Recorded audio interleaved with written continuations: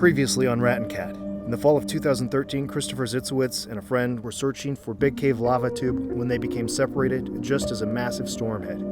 Zitzewitz was never seen again.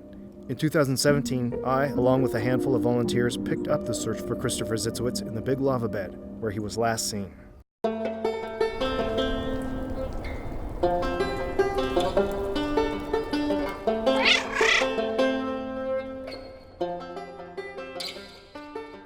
Welcome to Rat and Cat, where we search, survive, and explore. I'm Nikia. When I started searching for Kristopher Zitzewitz in 2017, I knew little about the area other than rumors of it being tough terrain, that your compass may not work, and most people don't go there. But after a number of summer searches in the area, I've started to get a better feel for the land. I think now I better understand how Kristopher and his buddy might have gotten separated. As I've already talked about in a previous video, if you look at a map of the area, you might be completely bewildered because the streams don't exist as shown on many maps. And in fact, one stream actually flows north towards the mountains instead of down into the valley. This swamp is quite small, while there are other more prominent swamps here and here that aren't shown on the maps. Then there's the matter of a natural trap and a secret passage around it. The police report states that Zitzewitz parked here, just off Forest Service Road 6621. Hiked in for 10 or 15 minutes, and then started following a collapsed lava tube. Zitzewitz on the left and his friend on the right, not more than 30 feet apart. Zitzewitz walked into some trees and was never seen again. If the police report is accurate, then there is only one area that looks like a collapsed lava tube, and it's right here. For a predator, this area is a natural trap. Remember how Native Americans and some predators use cliffs to hunt by stampeding their prey off the steep rocks? Well, this area can be used in the same way. Because of this unique terrain, just 2 or 3 predators might be able to take advantage of it. You see, the area slopes down towards the west here, but instead of leading down the valley, it's leading you into a series of progressively lower lava sinkholes, camouflaged by thick underbrush, and girded by swamps and maple thickets on either side. The first sink is broad and open, and it seems like you might be able to stand your ground, but if you were pressed into it, the backside leads west into a 5 to 8 foot drop-off, and then into lower sinks blanketed by foliage. While that wouldn't kill you or a game animal, it would entangle you in a mass of viney maples that would be nearly impossible to defend.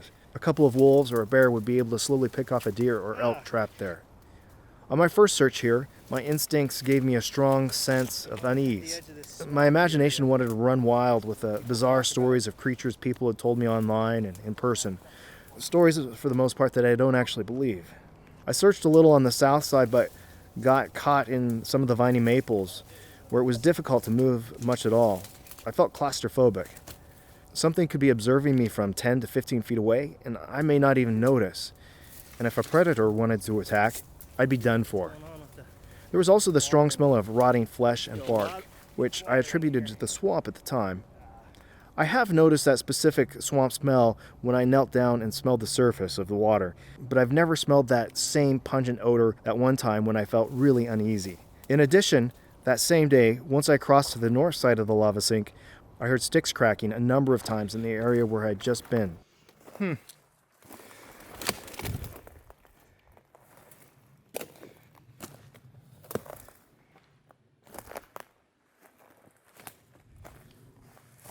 I don't know why, but I felt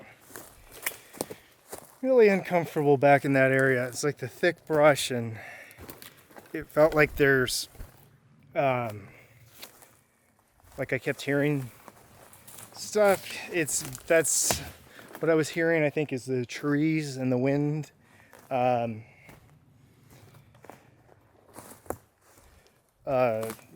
Just kind of cracking a little here and there.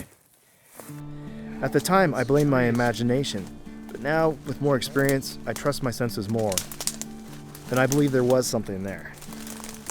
And then there's the secret game passage I later found on that side, and it's likely the only route that Zitzewitz would have taken. It's hard to get through, but if you find it, it leads on a narrow, winding lava ridge through viney maples, over fallen logs, and past huge firs, right past a hidden den.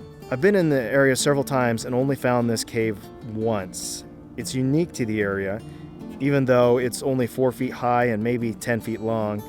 It's still bigger than nearly all the other lava caves in the area of the big lava bed. It's also the only cave that I've come across that is obviously well used. It mostly has a flat packed dirt floor instead of pointed lava rock, and there's very little debris in the cave, with absolutely no cobwebs, which again is different than the other caves in the area. So looking back to September 28, 2013, it was a cold, rainy fall day when Zitzewitz went missing. The type of day a predator might shelter in its den, perhaps getting ready to hibernate. We know that Zitzewitz passed this spot and most certainly was looking for a cave. Perhaps there was some sort of an encounter. None of his belongings have been found in this area, so it's unlikely that he met his fate here. Still, this is the immediate area where Zitzewitz went missing. Something in this area changed Zitzewitz's perspective and sent him in a different direction, rather than retracing his steps. Maybe he simply went the wrong way? But the man was an avid hiker, so that seems unlikely. It's possible he stumbled into a lava sink and became disoriented. Or what if he was spooked or even injured from an encounter with a predator here, and in his flight he became lost?